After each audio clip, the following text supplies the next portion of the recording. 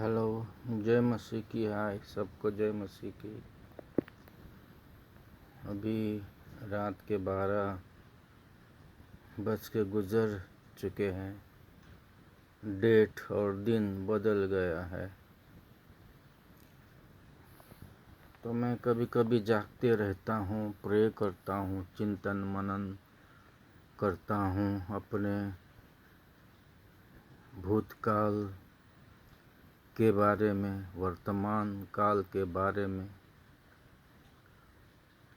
और भविष्य तो परमेश्वर के हाथ में है। जो भी हुआ भूतकाल वर्तमान काल, वो भी परमेश्वर के हाथ में था। बहुत सारी गलतियाँ, नासमझ, पाप, ये सब हो चुका है ज़िंदगी में। समय समय में सुधार आया है, लेकिन कभी कभी इंसान जो करता है वो समय में उसको समझ में नहीं आता। बाद में कभी कल परसों या 10, 12, 11 साल में उसको समझता है कि वो किया था, वो जो या बोला था वो गलत था या सही नहीं था। तो मेरा भी यही हाल है। फिलहाल ये वीडियो बनाने का कारण यही था कि मेरे गवाही बहुत है। मैं सोचा अच्छा तरह से मैं गवाही रिकॉर्ड करूँगा और दुनिया के लिए छोड़ूंगा। मैं उतना धनी, आर्थिक अवस्था ऐसा नहीं है कि गवाही की किताब छाप सकता हूँ, ऐसा नहीं है। लेकिन अभी साधन है, मोबाइल है, तो वीडियो करके यूट्यूब फेसबुक पे डाल सकते हैं। तो हमारे पीछे वाले लोगों को, किसी को अगर हाथ को मिल गया तो हमारी गवाही उसको समझ में आएगा और उसका विश्वास बढ़ेगा प्रभु यीशु मसीह के अंदर। तो ऐसे सोचते ही रहा। अचानक एक ख्याल आया कि सोचता हूँ लेकिन कुछ होता नहीं, कुछ कर नहीं पाता हूँ। तो ख्याल आया कि जब भी याद आता है उसी समय वो चीज़ को हम रिकॉर्ड करके रखेंगे और छोड़ देंगे यूट्यूब फेसबुक पे। तो आज से मैं शुरू कर रहा हूँ। उसमें अनुभव है जो बाकी के मसीह लोगों को उससे फ़ायदा हो सकता है। बहुत जनों को मैं कहता हूँ कि पौलुस के, पतरुस के, यूहन्ना के पत्रियों को पढ़ा करो, बार बार पढ़ा करो। नया नियम को दोहरा दोहरा के पढ़ा करो, क्योंकि मैंने भी ऐसा किया हूँ और करता हूँ। और पूरे बाइबल को भी समय निकाल के पढ़ा करो, बार बार पढ़ा करो। फिर कभी कभी एक आधा पुस्तक, यिर्मया, यशाया या भजन संहिता, ये सब पढ़ा करो, बार बार पढ़ा करो। नया नियम तो बहुत ही बार पढ़ना चाहिए, क्योंकि उसमें वर्तमान काल कैसा जीने का वो पौलुस और पतरुस और यूहन्ना ने बढ़िया तरीके से अपने अनुभव से लिखा है। भविष्यवाणियाँ भी लिखी है। तो आज मैं अपना एक अनुभव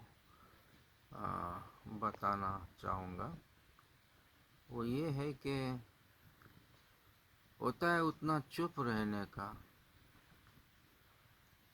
यीशु मसीह ने कहा वॉच एंड प्रे, मतलब देखो, निरीक्षण करो और प्रार्थना करो मन का अंदर। जोर जोर से नहीं, मन का अंदर, हर पल हर घड़ी। जो पौलुस ने भी कहा निरंतर प्रार्थना करो, आत्मा की अग्नि बुझने मत दे दो।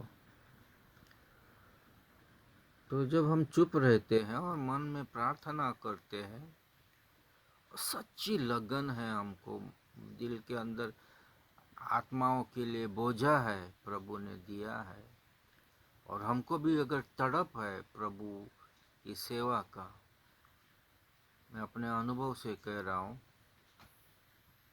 क्योंकि ऐसे बहुत सारे अनुभव मुझे हुए प्रभु से, और मैं उस अनुभव के बारे में जब चिंतन मनन करता हूँ तो निष्कर्ष यही निकला जो अभी बताया और बताने जा रहा हूँ। सच्ची प्यास और तड़प और लगन हो अगर प्रभु के लिए और खोए हुए आत्माओं के लिए, और आप चुप रह के, मौन रह के, अंदर ही रो रहे, प्रार्थना कर रहे, तो प्रभु जी की सेवा के लिए प्रभु जी हमारे अंदर, मैं बहुत कुछ ठीक से नहीं बता पाऊँगा क्योंकि इतना भी अनुभवी नहीं हूँ, लेकिन जितना है उतना सादर कर रहा हूँ। तो प्रभु भविष्यवाणी देता है सामने वाले के बारे में, उसका भूतकाल दिखाता है, उसका वर्तमान काल दिखाता है। जैसे समरितन स्त्री के बारे में परमेश्वर ने उसके पतियों के बारे में कहा, जैसे पतरुस को मछली के मुख में सिक्का मिलेगा वो कहा, ऐसे बहुत सारे 1-2-3 बातें हैं। तो वही प्रभु यीशु मसीह का आत्मा हमारे अंदर कार्य करेगा और हमको सामने वाले का भूत वर्तमान भविष्य दिखाएगा। और पतरुस को जैसा अपोस्तल कार्य में पवित्र आत्मा दिया और खड़ा हुआ और बातें करने लगा, ऐसा प्रभु कराएगा, और हम उस व्यक्ति से हम बात करेंगे जो प्रभु ने दिखाया है वो। तो वो भी अचंभे में पड़ जाता है कि भाई ये सब मेरे साथ हुआ है, हो रहा है, इसलिए बता रहा हूँ। मैं 1990 में मेरा उद्धार हुआ था, वो गवाही मैंने दी है यूट्यूब में, और भी फिर कभी दोहराऊंगा।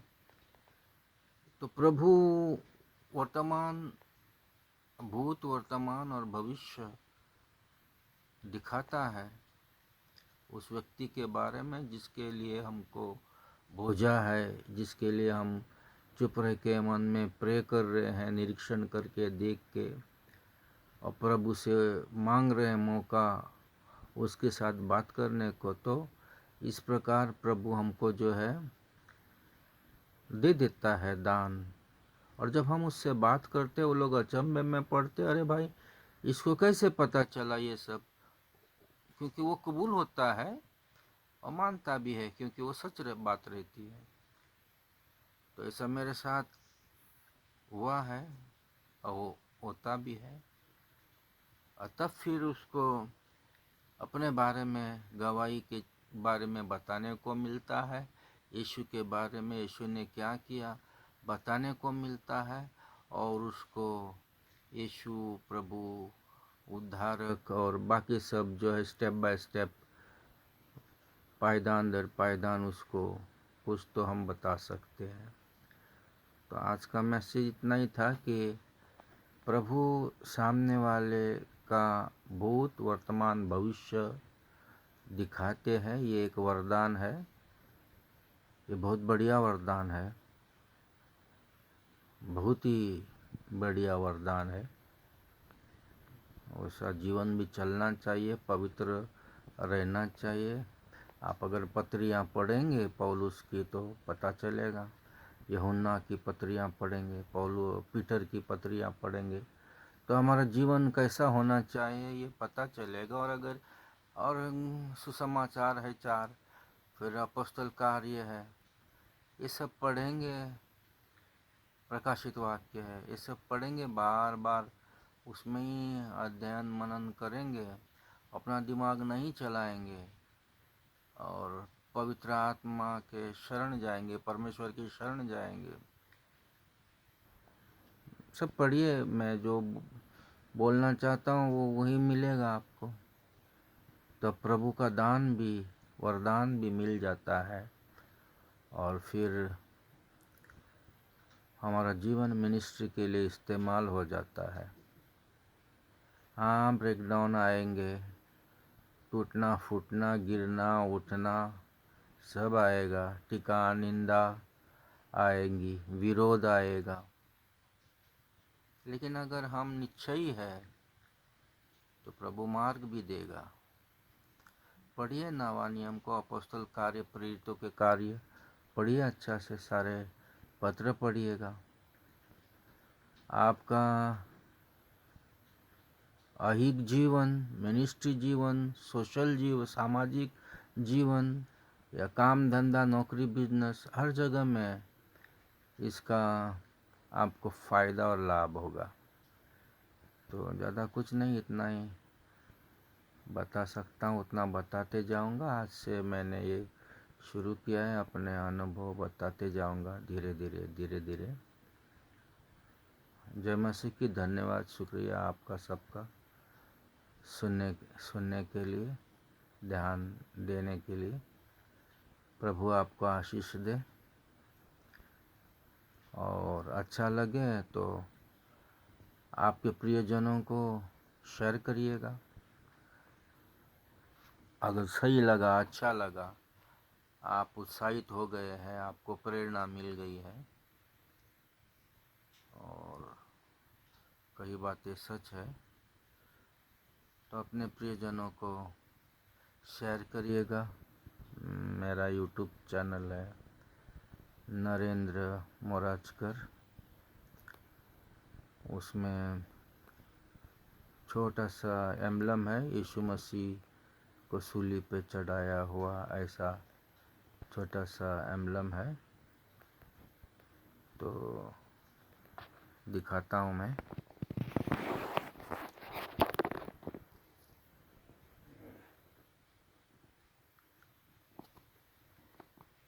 ये शायद उल्टा दिखता होगा आपको, तो ये फूल है, वो फेसबुक है, और ये यूट्यूब है, जिसमें पता नहीं ठीक से यहाँ दिखता है कि नहीं। देखिए, वो यीशु मसीह को सूली पे चढ़ाया हुआ दिख रहा है।